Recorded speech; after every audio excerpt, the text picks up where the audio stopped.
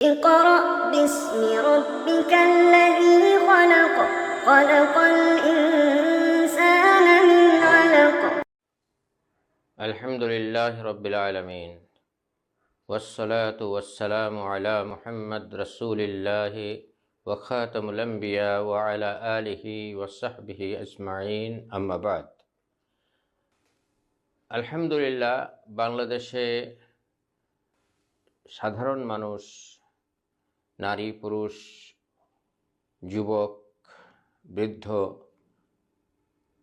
সকলে না হলেও অধিকাংশ মানুষই কোরআন তেলাওয়াত করেন এবং কোরআন খতম করেন।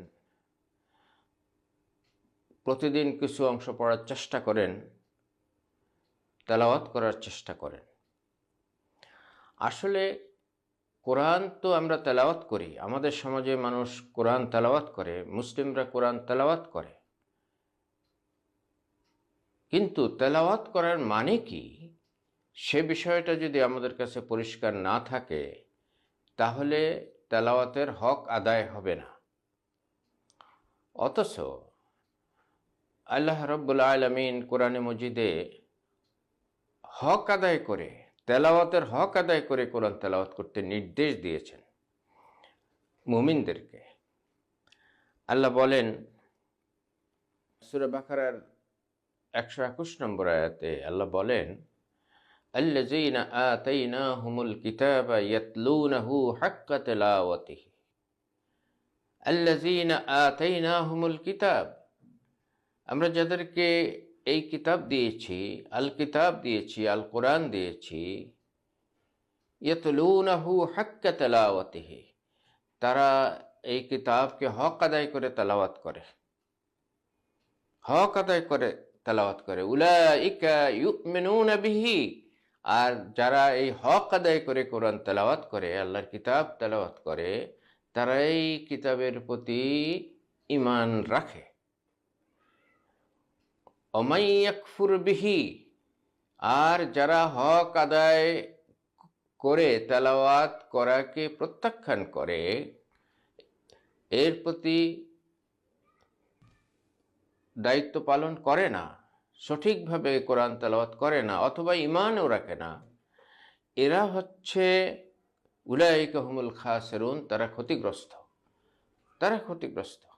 তাহলে হক আদায় করে কোরআন তেলাওয়াত যারা করবে তারাই কোরআনের প্রতি ঈমান রাখে। এই আয়াত থেকে এই কথা পরিষ্কার হয়ে যায়, উলাইকা ইউমিনুনা বিহি। তাহলে হক আদায় করে কোরআন তেলাওয়াত করার অর্থ কি সেটা আমাদের জানা দরকার। হক আদায় করে কোরআন তেলাওয়াত করার বিষয়টি স্পষ্ট হওয়ার জন্যে তেলাওয়াত শব্দের অর্থ কি সেটা আমাদের আগে জানা দরকার। তেলাওয়াত শব্দের অর্থ অনেকগুলো, তার মধ্যে প্রধান অর্থ হচ্ছে চারটি। তেলাওয়াত শব্দটির প্রধান অর্থ হচ্ছে চারটি। 1 নম্বর, আবৃত্তি করা, টু রিসাইট। 2 নম্বর হচ্ছে জ্ঞান আহরণ করা, জ্ঞান অর্জন করা, জ্ঞান আহরণ করা কোরআন থেকে। 3 নম্বর হচ্ছে এই জ্ঞান বিতরণ করা। আর 4 নম্বর হচ্ছে কোরআনের আলোকে নিজের জীবনকে গড়ে তোলা, কোরআনকে অনুসরণ করা, কোরআনকে অনুসরণ করা।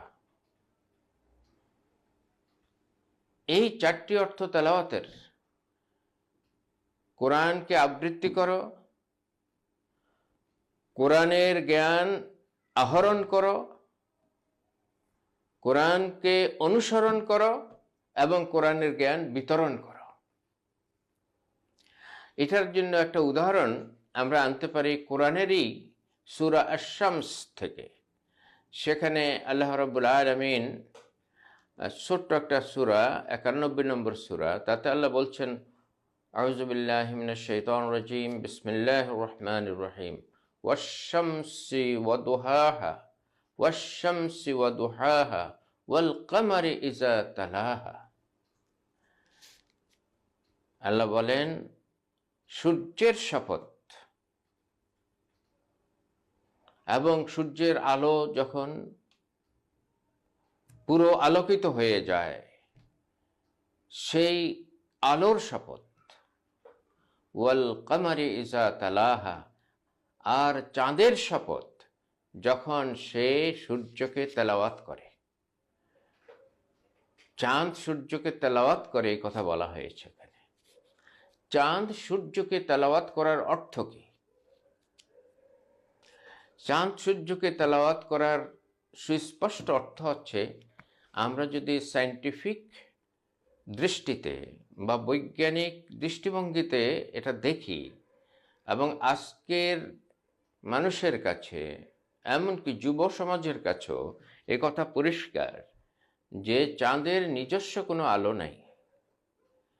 চাঁদ সূর্যের আলো গ্রহণ করে, সূর্যের আলো প্রতিফলিত হয় চাঁদের উপরে।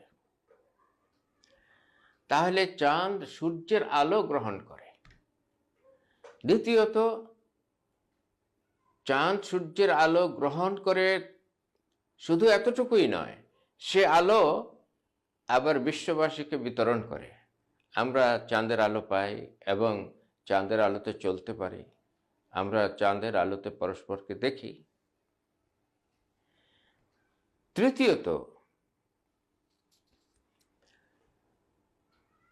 চাঁদ সূর্যের পেছনে পেছনে যায়। সূর্য যেদিকে অস্ত গিয়েছে চাঁদও সেদিকে যায় এবং সেদিকে অস্ত যায়, আমাদের থেকে অস্ত যায়। তাহলে এটা অনুসরণ করছে, চাঁদ সূর্যকে অনুসরণ করছে।